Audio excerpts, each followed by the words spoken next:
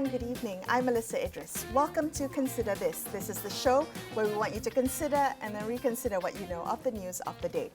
2023 was a strong year for Malaysian cinema, with local films having gained attention and accolades in the international circuit. But what will this year, 2024, hold for the industry, for the ecosystem, and for Malaysian audiences? I'm delighted to introduce my guest today, Datuk Kamil Othman, who is chairman of the National Film Development Corporation, better known to you and me as FINAS. He was appointed to the role last year, having previously served as Director-General of FINAS from 2014 to 2016. Welcome to the show. It's good of you to join me today. So I want to ask you, from your vantage point as the head of FINAS, you have the unique ability to observe the trends, how much the industry is evolving. What is your vision as chairman for FINAS, not just for this year, but also beyond? Well, still a lot of mountains to climb, but the good news is we know the raw materials are already there for us to move into our next phase, for want of a better word. What is that next phase? That next phase is actually to start focusing on Malaysian films that have reached of certain quality for export. It's very simple. It's we are in fact recalibrating FINAS processes, improving certain SOPs in order to achieve just that, to start producing quality films for exports. Now, you and I know that the word quality itself is very subjective, but what we actually mean by quality is the films will be good enough for domestic as well as for universal global consumption. In other words, we have to get out of our shores. Are those benchmarks the same, the quality for domestic and the quality for international? Are those benchmarks the same? Well, technically, we can say they are the same. They are the same because I think the rest of the world would like to hear Malaysian stories the way they should be told. But the challenge has always been that we must make them more universally understood. And this is why FINAS's focus is actually on studying the market and trying to find out what sells, what doesn't. And this is where we work closely with the distributors and the sales agents, because these are the ones who would know what is the demand that's created in the world. I'm curious to delve into what you're observing and what Malaysian stories it is that you would like to see come out from Malaysian cinema. But talk to me about the time period from when you were Director General in 2014 to 2016, that's 10 years ago, until today. How has the industry improved, progressed, evolved? Are the challenges and issues from back then still the same today? I think the industry, the progress of the industry suffers a lot from what I call lack of continuity. And I don't think that's deliberate. I think it's more like circumstantial. What do I mean by continuity? Because there were many things that we were looking at even in 2014.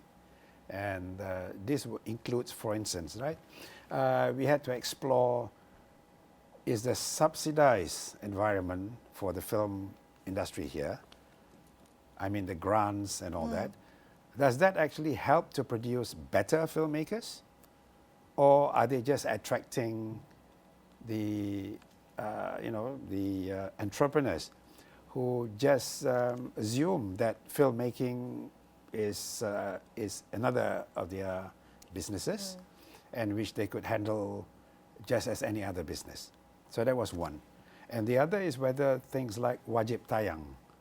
I mean, we have a policy, it's a law actually, that all Malaysian films must be shown in cinemas. Now, whether that is creating the right kind of creative entrepreneurs, or is that just creating a complacent set of, film producers who need not worry about the markets? Those were fundamental issues. And at the same time, whether we are actually paying attention on the new generation of filmmakers who are now very much into the digital space. I remember 2014 and those early years is when the shift from analog to digital takes place. Now, the whole FINAS Act was anchored around the fact that films, once upon a time, was made on film. So that means it is not easy to become a film producer or a filmmaker, Right. because it The involves barriers to equipment. entry was very yeah, that's high. right. And film stock, you know, like I believe one can of film, you could only have about 5 minutes or 6 minutes worth of footages. Wow. And then they have got to be processed and go to the editing room and so on and so forth. So filmmaking was a craft. So that's why the people who were involved in those early days were, well, perhaps those who were actually, you know, genuinely and passionately involved in films. Then the digital environment came along, which is like a bit like AirAsia. Disrupted everything. That's right. In their case, now everyone can Everyone fly. can make now films. everyone can make a movie.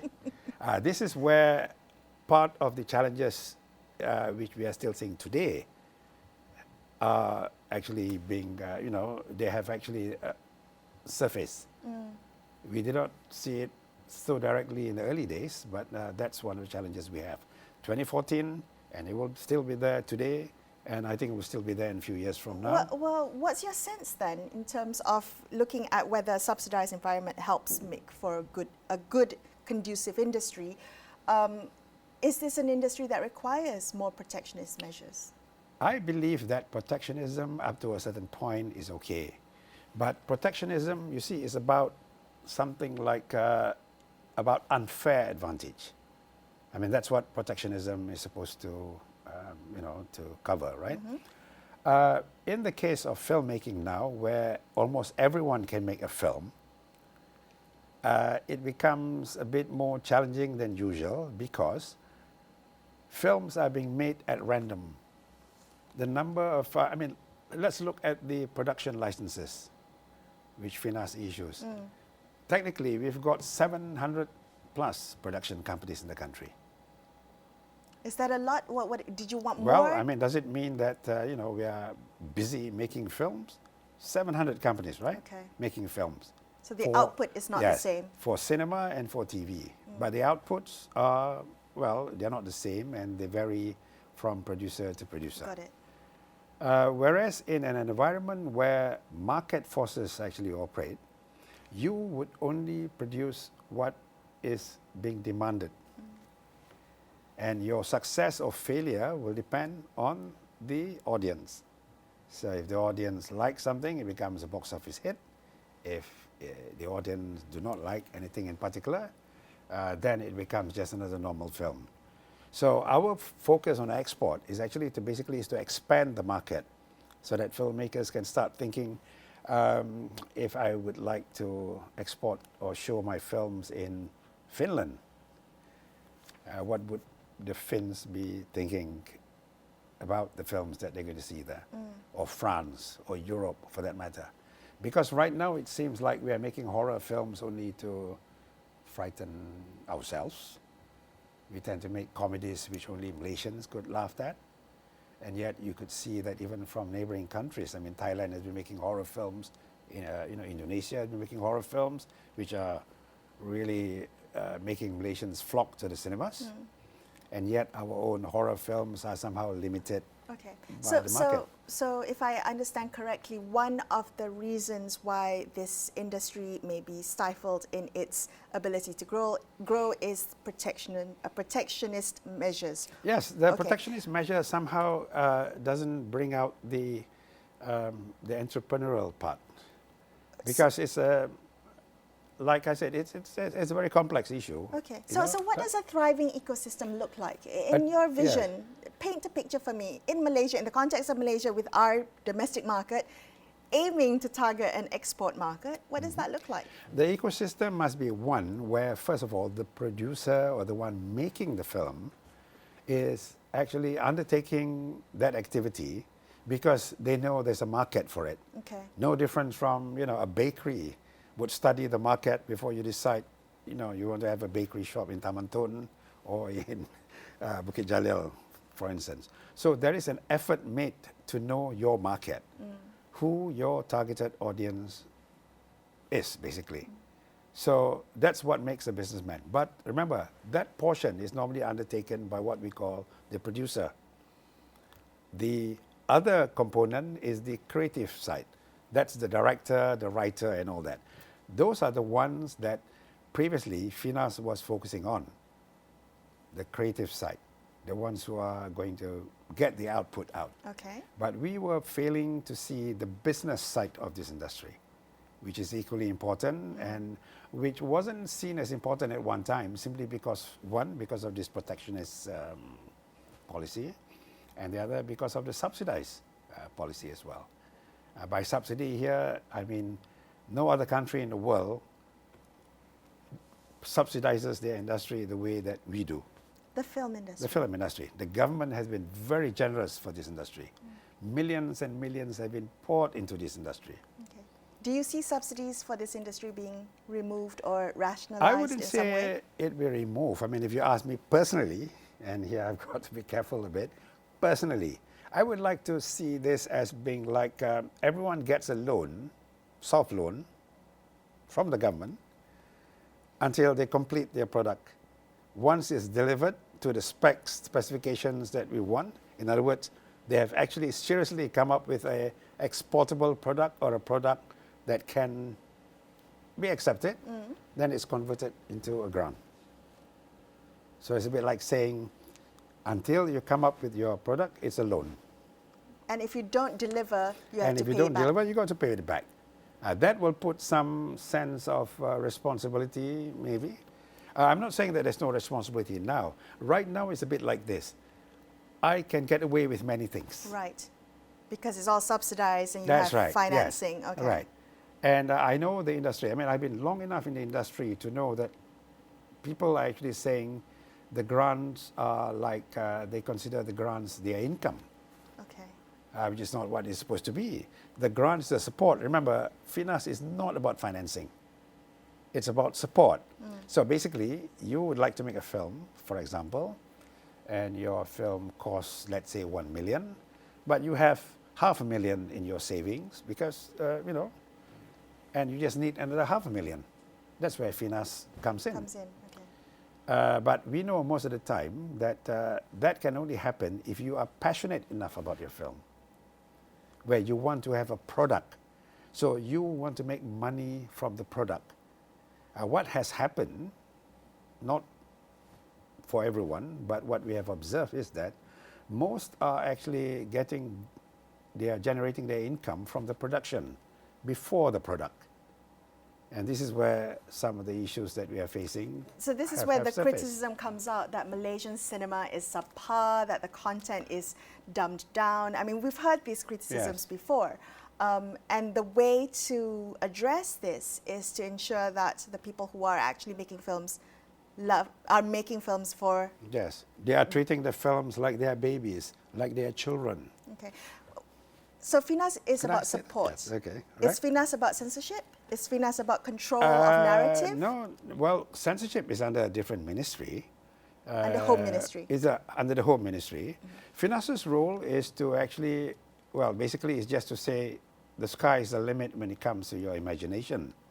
But the filmmaker or the producer must also have a responsibility because there are rules around us, there are constraints which are there by societal norms.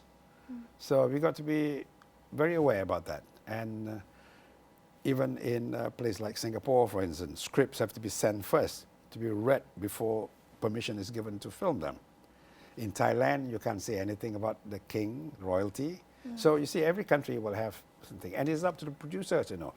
To be radical is something that I know what most young filmmakers are thinking about, and I normally advise them, right?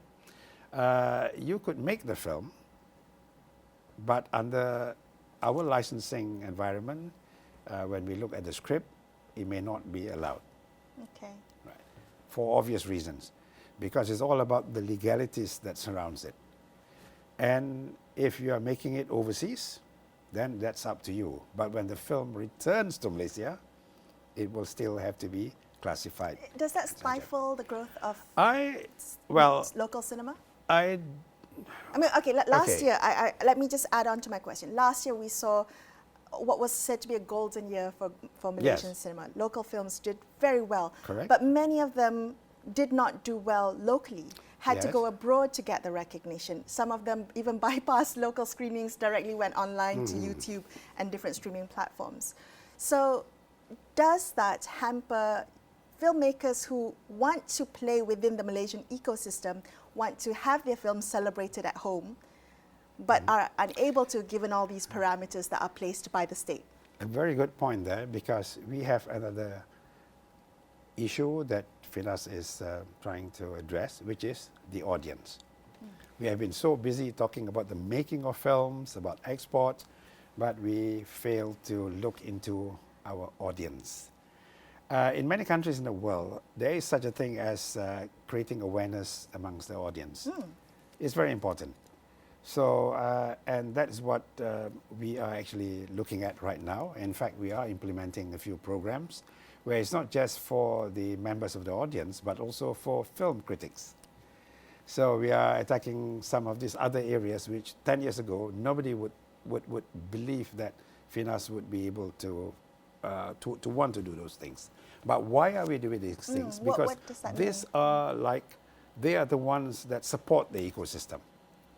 You need an audience that is matured enough, or one who can makes a distinction between fiction and fact. Who demand more Who from demand Malaysian more. cinema? In Malaysia, we know that there was this, because of the COVID period, there was this wave of exposure to films which otherwise many Malaysians would not be able to see. So during the COVID, everyone was in front of their television sets. Consumption habits changed. That's right. 2 years of staying home, 2 years of watching whatever it is that Netflix has to offer, Okay. stuff like that. Okay. So imagine, this is the same group that are now going to pay for the ticket to watch a film here. So imagine the kind of expectations they might have. So having understood this, we just realized that one important factor is the command of the language of film, the cinema. Okay. In other words, we are hoping we would get more real filmmakers on board.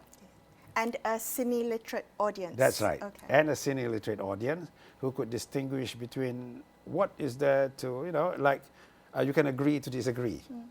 You can watch a film and say, yes, it's not really that convincing, but there is some element of truth in it. Okay. Because remember that famous line, fiction is the lie through which we tell the truth. And cinema has been at it for a long time because the word suspension of disbelief has been applied to the cinematic arts for, 100 years plus already. So the challenge now revolves, or it is now going beyond the normal technical aspects which FINAS was used to. Technical here means produce better cameramen, produce better directors, produce better makeup artists, and so on and so forth. Now we are going for the soft side as well. Better accountants to be responsible for the finances of a film, for auditing the film, better insurance for the project, because it's very important that the cast and crew are protected. Right. So those are the areas that we are going into right now, hoping that this will be the major changes in the ecosystem Okay. that will result in making quality films for export. Because remember, a happy cameraman is a cameraman who would give 150% of his time to what is being filmed.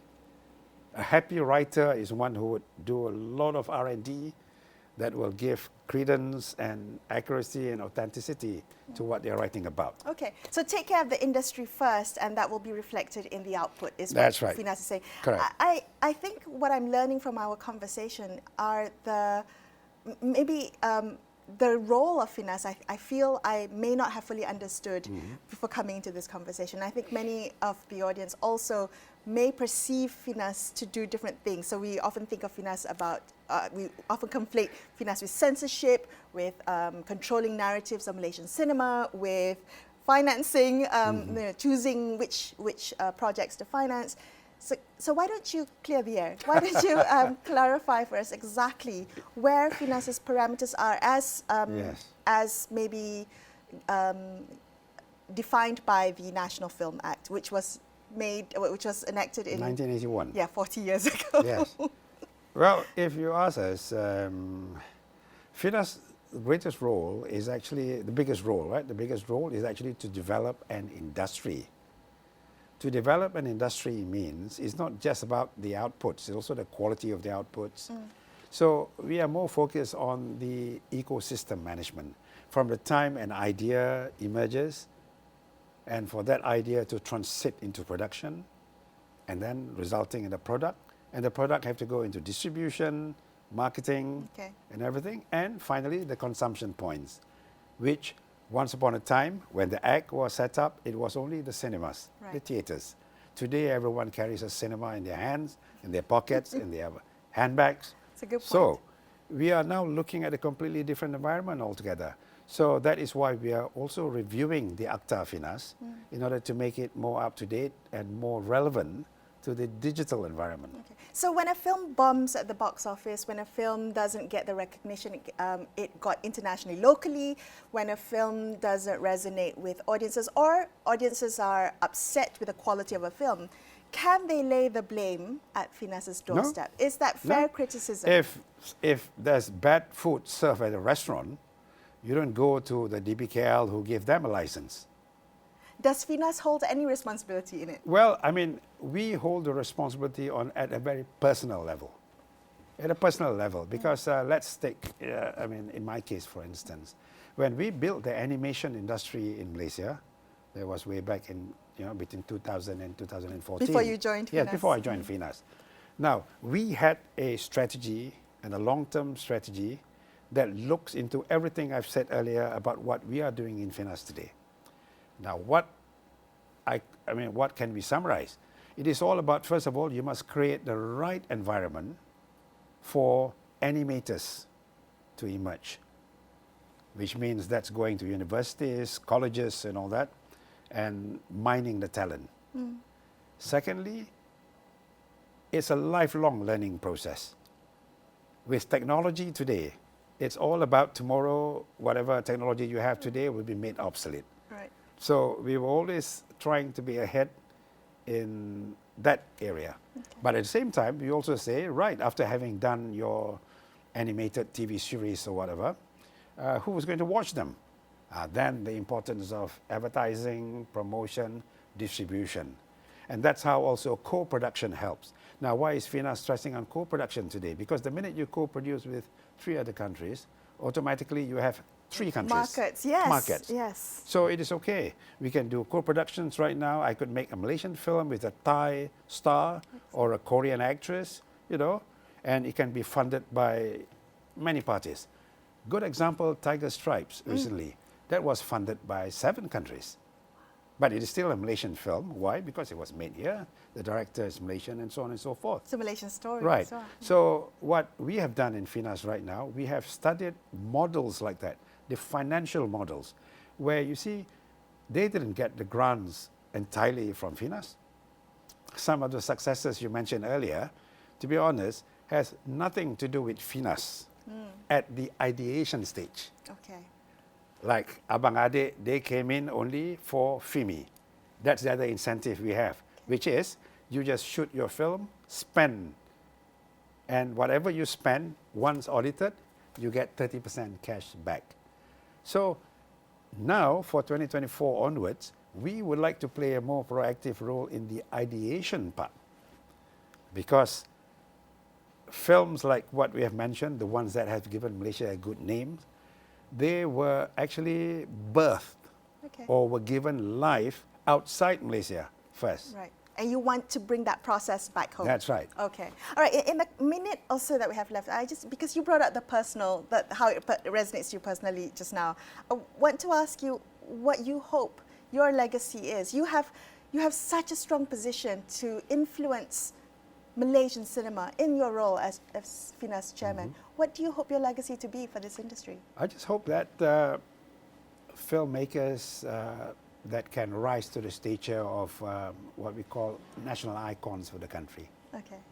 Right? I mean, okay, if we talk about Japan now, people think of Akira Kurosawa. So, okay, you want a household Yes, name. correct. You from talk Malaysia. about India, you think about Satyajit Ray, right? And even but I can see that there are many who are potentially can be like that. So that is a target group. Wonderful. Thank you so much for speaking with Thank me. I you. appreciate your time. That's all we have for you on this episode of Consider This. I'm Melisa Idris, signing off for the evening. Thank you so much for watching, and good night.